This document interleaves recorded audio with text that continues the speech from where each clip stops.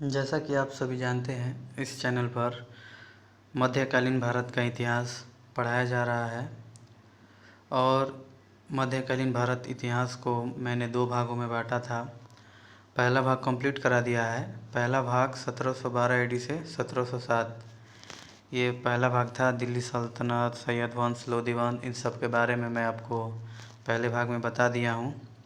आज से हम मुग़ल काल प्रारंभ करने वाले हैं और यह संपूर्ण आपको मध्यकालीन भारत का इतिहास का नोट्स अवेलेबल कराया जाएगा इस चैनल पर। दोस्तों, इसी के साथ आपको बता दें, इस चैनल पर आपको दिया जाएगा फ्री नोट्स अवेलेबल है। एसएससी, यूपी पुलिस, बिहार, जितने भी गवर्नमेंट एग्ज़ाम की आप तैयारी करेंगे, अगर उसमें जीएस से संबंधित प्रश्न पूछे जाएंगे तो यहाँ से आपको बनेंगे। मैंने बहुत प्रयासों के बावजूद ये नोट्स आपके लिए अवेलेबल कराया है। अगर आप इसे देख लेते हैं, याद कर लेते हैं, तो आपको निश्चित रूप से आपके परीक्षा में यह महत्वपूर्ण उपयोगी साबित होगा। और सभी ये पॉइंट एकदम नोट किया गया, आप देख सकते हैं। तो चलिए मुग़ल काल प्रारंभ करते हैं। मुग़ल काल 1526 से 1707 तक चला था, आप सभी जानते ही हैं। मुग़ल काल, ये बाबर के बारे में आज हम जानेंगे। इससे संबंधित कुछ महत्वपूर्ण बातें हैं, आप इन बातों को ध्यान से समझिए और फटाफट से नोट्स स्टार्ट कीजिए। मुग़ल शब्द की उत्पत्ति लैटिन भाषा के मोंग शब्द से हुआ है, जिसका अर्थ बहादुर होता है। मुग़ल वंश शुरू करने से पहले आपको बता दूं दोस्तों, मुग़ल वंश के शासक तुर्की नस्ल के चंगताई शाखा से संबंधित रखते थे और यह भारत में मुग़ल वंश की नींव 1526 ईस्वी में जहरीदुन बाबर के द्वारा डाली गई थी। समझ रहे हैं आप? जहरीदुन मोहम्मद बाबर, इसका जन्म 14 फरवरी 1483 ईस्वी में फरगना में हुआ था। आज आप देख सकते हैं लिखा गया है, जन्म इसका 1483 ईस्वी में हुआ था फरगना में, और इसकी दादी थी दौलत अहसान बेगम। इसकी सहायता से 1494 में फरगना के शासक बना था यह बाबर। अब आइए उसी के संबंध में आगे बढ़ते हैं। वह समरकंद को जीतना चाहता था।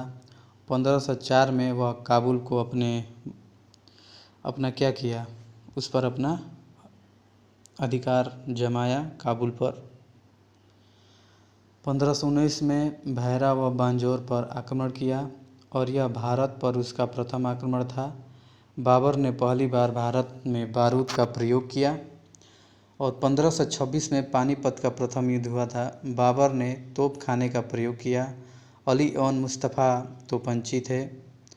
तुगलनामा पद्धति, आसानी पद्धति का प्रयोग किया था इस युद्ध में।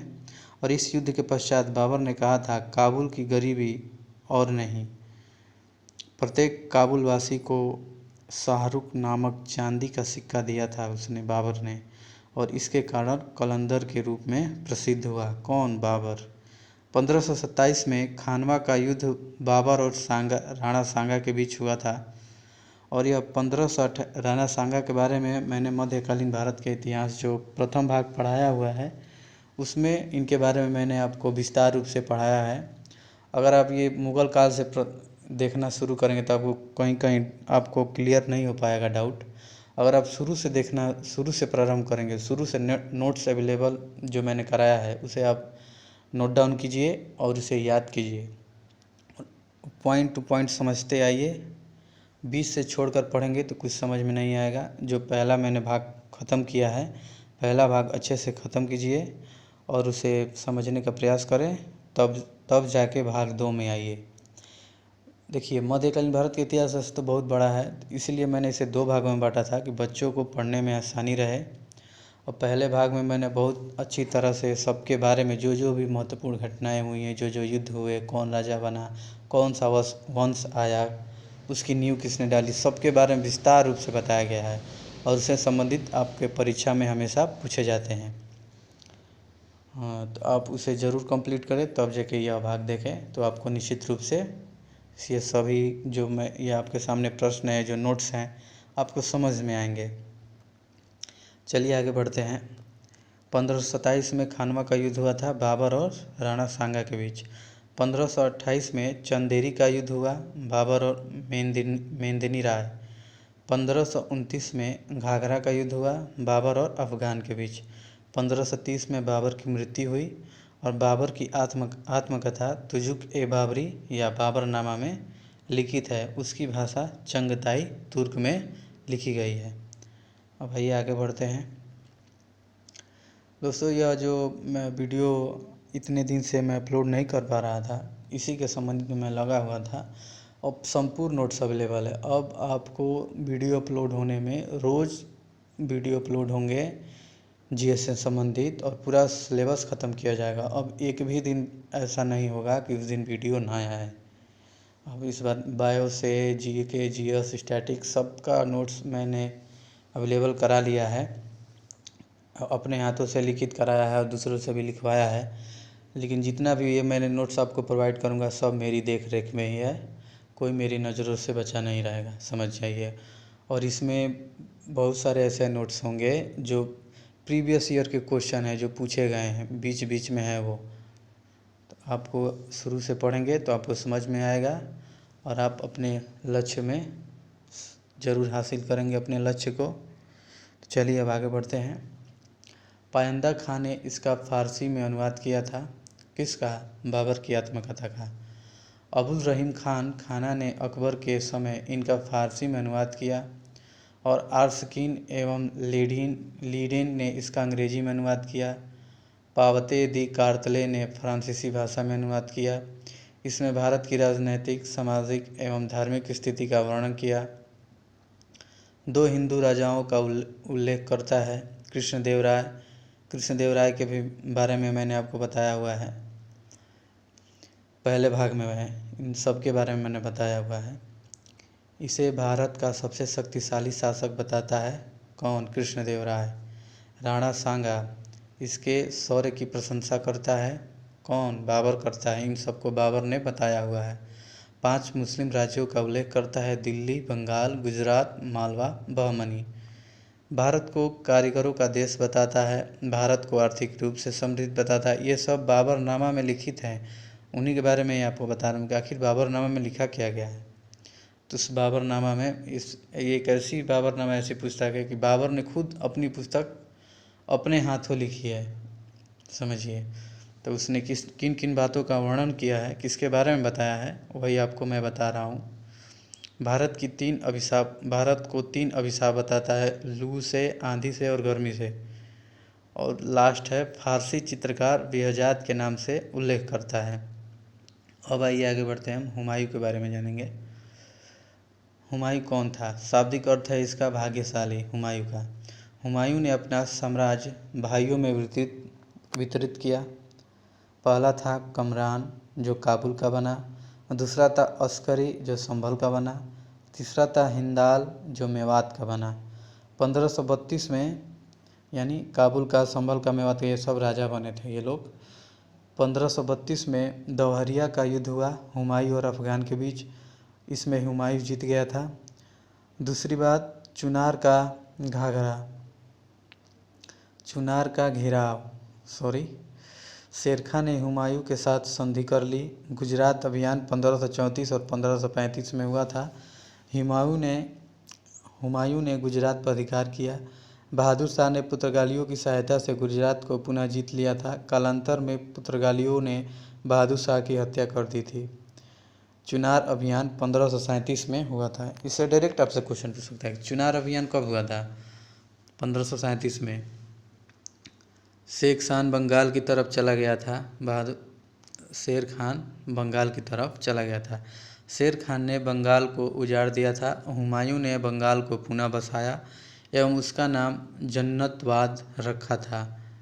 चौसा का युद्ध जानते हैं, 1539 ईस्वी में हुआ था। और यह किसके बीच हुआ था? शेर खान और हुमायूं के बीच हुआ था, जिसमें हुमायूं हार गया था। हुमायूं ने कर्मनाशा नदी में छलांग लगा दी एवं निज़ाम सक्का किश्ती की सहायता से अपनी जान बचाई।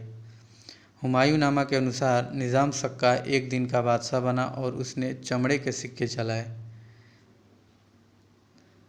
आगे है कन्नौज या बिलग्राम का युद्ध। 1540 में यह युद्ध हुआ था हुमायूं और शेरशाह सूरी के बीच, जिसमें हुमायूं पराजित हुआ और वह अमरकोट चला गया। जब वह पराजित हुआ तो वह अमरकोट चला गया।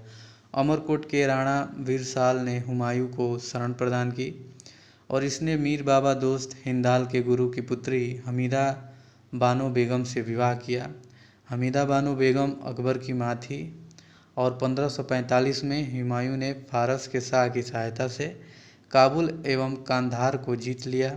1555 में मच्छीवाड़ा का युद्ध हुआ था। हुमायूं ने नसीब खान एवं तातार खा अफगान सेनापति को पराजित किया था। 1555 में सरहिंद का युद्ध हुआ था। हुमायूं ने सिकंदर सूर को पराजित किया।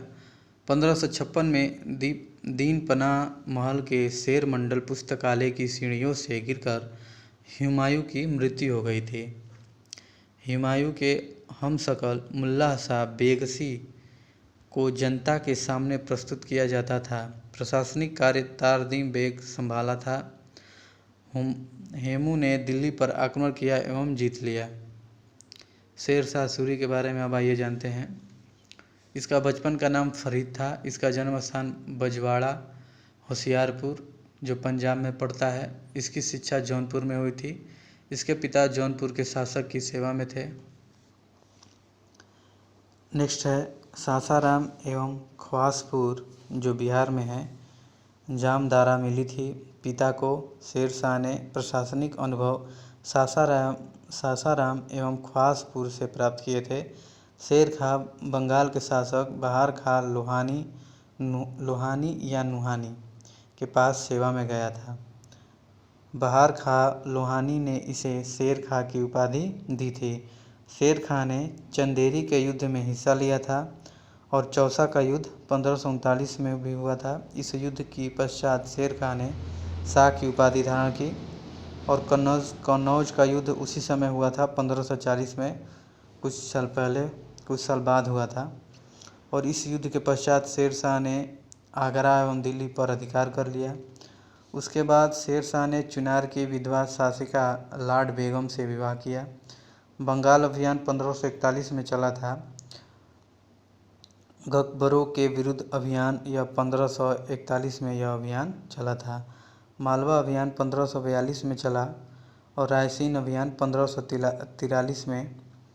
और पूर्वमंडल यहाँ का शासक था। कहाँ का? रायसीन अभियान का।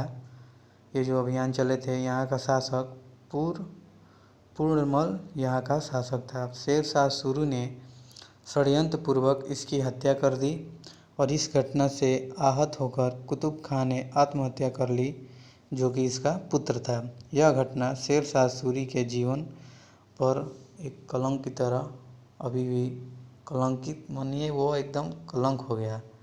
उसके माथे जैसे नहीं हो गया कि आप कोई गलती कर दिए तो आपके सर पे कलंक लग जाता है कि ये गलती तुम्हारे ही वजह से हुई थी, ज़िंदगी भर आपको पछतावा रहता है। उसी तरह शेरशाह सूरी को भी एक कलंक के रूप में उसे कलंकित कर दिया गया।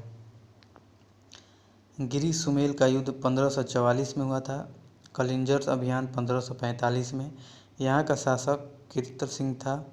शेरशाह उक्का नामक आग्नेयास्त्र, और ये देखिए ये क्या है, चंगते, आपको समझ में आ रहा है, आग्नेयास्त्र चलाते समय घायल हो गया एवं उनकी मृत्यु हो गई। सुधार आइए अब सुधार के बारे में जानते हैं। बंगाल में प्रशासनिक सुधार क्या क्या हुए उसके बारे में हम जानेंगे। शेरशाह सूरी ने बंगाल को सरकार एवं परगनों में विभाजित किया। परगनों यानी तहसील, सरकार यानी जिला। शक्तियों का विकेंद्रीकरण किया। सरकार सिकदार प्रशासनिक अधिकारी एवं मुसफ़िर एवं मुसाफिन राजस्व अधिकारी। परगना में सिकदार एवं दूसरा था मुंसिफ, और इस मुंसिफ का कार्य था राजस्व की शक्तियाँ, सिकदार का था प्रशासनिक शक्तियाँ। एक नए पद का सृजन किया गया था, वह अमीर या अमीन ए बंगला था। काजी फजीलात प्रथम अमीर एवं बांग्ला थे। मुद्रा सुधार हुआ था। इसने 2 सिक्के आरंभ किए। चांदी रुपया में, तांबा दाम में। इसने 23 टकसालें स्थापित करवाई। सिक्कों पर टकसाल का नाम एवं शासक का नाम अरबी एवं देवनागरी लिपि में लिखा होता था। तीसरा सुधार जो हुआ था, भू राजस्व सुधार हुआ था। शेर शाह ने भूमि की पैमाइश करवाई। भूमि को 3 भागों में विभाजित किया, उत्तम, मध्यम, निम्न। इनमें जागीरदारों की स्थिति को कमज़ोर किया और इसने सिकंदरी गज का प्रयोग किया। इसने 2 उपकरण शेष लागू किए। जरीबाना पहला जरीबाना था और दूसरा महिलसिलाना था। महिलसिलाना का अर्थ है भू राजस्व संग्रहण कर, 5% था इस पर। जरीबाना कर था भूमि पैराइश कर, 2.5% इस पर कर था। इसने अकाल राहत कोष कर लागू किया। इसने किसानों को पट्टे जारी किए। किसानों ने कबूलियत लिखी। शेर शाह सूरी की भू राजस्व व्यवस्था के रे यानी रई कहा जाता था। और इसका बंगाल में न्यायिक सुधार चौथा क्या हुआ। शेर शाह सूरी ने न्याय की व्यवस्था में विश्वास रखता था और इसने अपने भतीजे को मृत्युदंड दिया था, जिसने शेर शाह सूरी ने उत्तराधित्व के सिद्धांत को लागू किया। अब्बास खां सरबानी के अनुसार शेर शाह सूरी के शासनकाल में यदि एक बूढ़ी महिला अपने सिर पर हीरे जवाहरात से भरी टोकरी लेकर जाए तो किसी की उसे लूटने की हिम्मत नहीं होती थी। इतना वहाँ का न्यायिक सुधार था। समझ जाइए, आप समझ सकते हैं। अन्य सुधार भी हुए थे। इसने सड़कों का निर्माण करवाया। जीटी रोड, जिसे हम लोग grand trunk road, NH1 NH2 का पुनर्निर्माण करवाया था इसी ने। और इसने 1700 सरायों का निर्माण करवाया, कुएं खुदवाए, पेड़ लगवाए और इतिहासकारों ने इसे सूर साम्राज्य की धमनियाँ कहा है। ये नोट डाउन कर लिए। प्रीवियस ईयर में पूछा गया था, SSC CHSL का ये क्वेश्चन है कि इतिहासकार किसे सूर साम्राज्य की धमनियाँ कहा जाता था। तो आप निश्चित रूप से इसका जवाब दे सकते हैं। अब आइए आगे बढ़ते हैं। इसके स्थापत्य कला के बारे में जानते हैं। शेर शाह सूरी के बारे में। इसने पटना शहर को बसाया था। दिल्ली में किला एक कुहाना मस्जिद का निर्माण करवाया। लाल दरवाजे का निर्माण करवाया। रोहतांगगढ़ किले का पुनर्निर्माण करवाया। उत्तर पश्चिमी सीमा पर रोहतांगगढ़ किले का निर्माण करवाया। शेर शाह सूरी का मकबरा सासाराम में। टोडरमल इसके दरबार में था। पद्मावत का लेखक मलिक मोहम्मद जायसी था। अब्बास खां सरबानी इसके दरबार में था। पुस्तक थी तारीख-ए-शेर शाही, तोहफा-ए-अकबर शाही।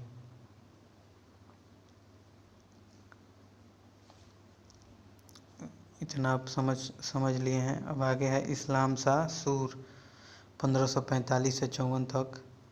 मानगढ़ के किले का निर्माण करवाया। यह मानकोट में पड़ता है। कानूनों का संकलन करवाया इसी ने। कौन? इस्लाम शाह सूर। इसकी मौत के बाद सूर साम्राज्य 5 भागों में विभक्त हो गया। सिकंदर सूर, हुमायूं ने इसे पराजित किया और दिल्ली को जीत लिया। हेमू, यह रेवाड़ी के बाजार में नमक का दलाल था। यह आदिल शाह चुनार का सेनापति था और यह नर्तक भी था। कौन? हेमू। हेमू ने लगातार 22 लड़ाइयाँ जीती थी। हेमू ने आगरा एवं दिल्ली पर अधिकार कर लिया था। हेमू ने विक्रमादित्य की उपाधि धारण की थी। यह दिल्ली का अंतिम हिंदू शासक था। दिल्ली का अंतिम हिंदू शासक हेमू था। पानीपत का द्वितीय युद्ध हेमू लड़ता हुआ मारा गया था। अब है अकबर। अकबर के बारे में जानेंगे। 1556 से 1605 ईस्वी तक। इसका जन्म 1542 में अमरकोट में हुआ था। अकबर का शासनकाल 1556 से 1605 ईस्वी तक रहा था। इसका बचपन का नाम बदरुद्दीन था। संरक्षक मुनीम खां से थे। द्वितीय संरक्षक थे बैरम खां और इसका राज्याभिषेक कालानौर हरियाणा में हुआ था। पानीपत का द्वितीय युद्ध 1556 में हुआ अकबर और हेमू के बीच। बैरम खां अकबर ने गाजी की उपाधि धारण की। 1560 तक सभी शक्तियाँ बैरम खां के पास थी। 1560 बैरम 1560 में बैरम खान का पतन हो गया था। अकबर ने बैरम खां के समक्ष 3 प्रस्ताव रखे। मालवा एवं चंदेरी की सूबेदारी, बादशाह के आंतरिक मामलों का प्रमुख, तीसरा था और हज। तलवाड़ा को ही यानी उसे हम तिलवाड़ा का युद्ध भी कहते हैं। बैरम खां पराजित हुआ एवं हज चला गया। पाकपाटन यह गुजरात में है। यह एक अफगान ने बैरम खां की हत्या कर दी थी। पाटन के फकीरों ने बैरम खां के अंतिम संस्कार किया था। 1560 और 1562 के बीच पेटीकोट शासन यानी अत्त का खेल।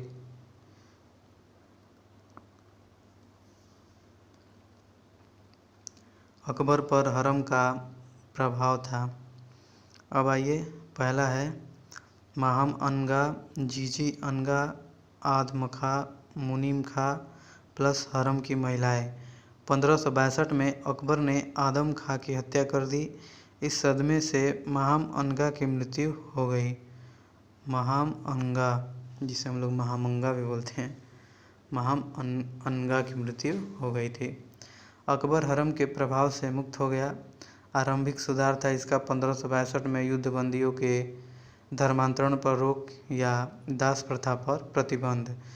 1563 में तीर्थ यात्रा कर को समाप्त किया था अकबर ने। 1564 में जजिया कर को समाप्त किया।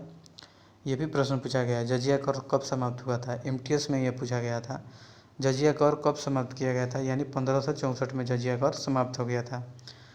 अभियान, इसके अकबर के अभियान के बारे में जानेंगे। 1561 में मालवा यानी बाज बहादुर मालवा अकबर के दरबार में आ गया। रानी रूपमती ने आत्महत्या कर ली। 1564 में गोंडवाना अभियान चला, एमएच महाराष्ट्र। रानी दुर्गावती ने मजबूती से मुगल सेना का सामना किया एवं अंत में लड़ती हुई मारी गई। इसका पुत्र वीर नारायण वहाँ का शासक था। 1567 से 1568 में चित्तौड़ और 1572 से 73 में लगभग गुजरात अभियान हुआ था। इस समय अकबर ने गुजरात के शासक मुजफ्फर तृतीय को पराजित किया। गुजरात अभियान की याद में बुलंद दरवाजे का निर्माण करवाया।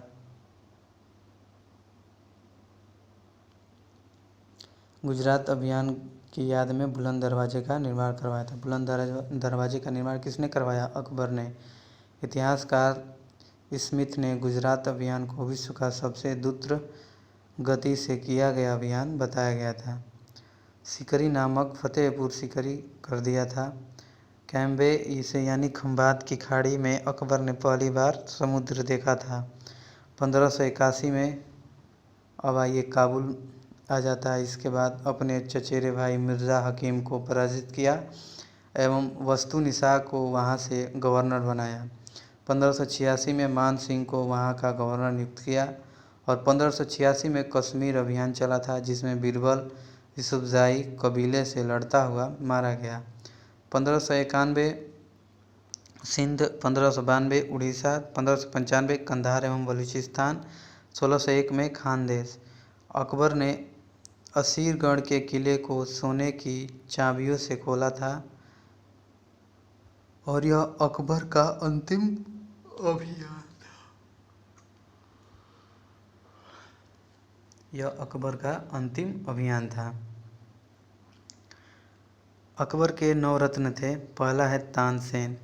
इसका वास्तविक नाम रामतनु पांडेय था। इसकी शिक्षा ग्वालियर संगीत शिक्षा विद्यालय से हुई थी। यह पहले रीवा के राजा रामचंद्र के दरबार में रहता था और तानसेन का गुरु हरिदास जी थे। द्वितीय गुरु थे इनके मोहम्मद गौस और इनसे प्रभावित होकर इस्लाम अपनाया था। कौन? तानसेन ने। उपाधि कंठाभरण वाणी विलास। तानसेन ने ध्रुपद गायकी का विकास किया था, नई राग एवं रागिनियाँ बनाई। मियाँ का मल्हार, मियाँ का टोडी, मियाँ की सारंग, दरबारी कान्हड़, तानसेन का मकबरा, यह सब ग्वालियर में है और यह राग में राग। अब आइए दूसरा है बीरबल। वास्तविक नाम है महेश दास। इनकी उपाधि थी राजा की। 1583 में विभाग का प्रमुख बनाया। और तीसरा है अबुल फजल, इसके पिता हैं शेख मुबारक। बड़ा भाई था फैज़ी। इनका जन्म स्थान नागौर था।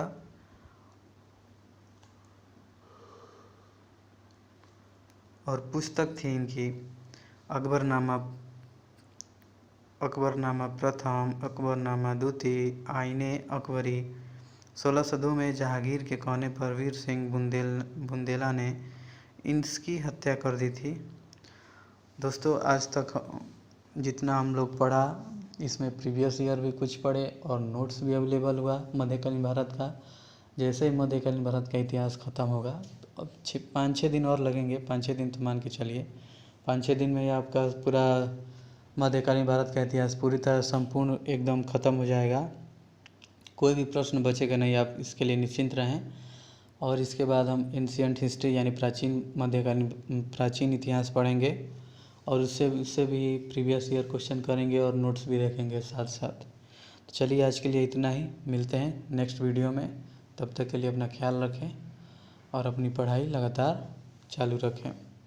जय हिंद, जय भारत। जाते समय अगर आप इस चैनल पर नए हैं तो प्लीज़ इस चैनल को सब्सक्राइब करें और अपने दोस्तों के साथ शेयर करें। जो भी अपने जीके जीएस का नोट्स नहीं बना पाया है और शानदार रूप से एक जीएस की नोट्स चाहता है, तो इस क्लास को ज़रूर ज्वाइन करें और एक जीएस की बेहतरीन नोट्स बनाएं, ताकि उसे जीवन में कभी डर का सामना ना करना पड़े जीएस से। चलिए, ठीक है, और मिलते हैं नेक्स्ट वीडियो में।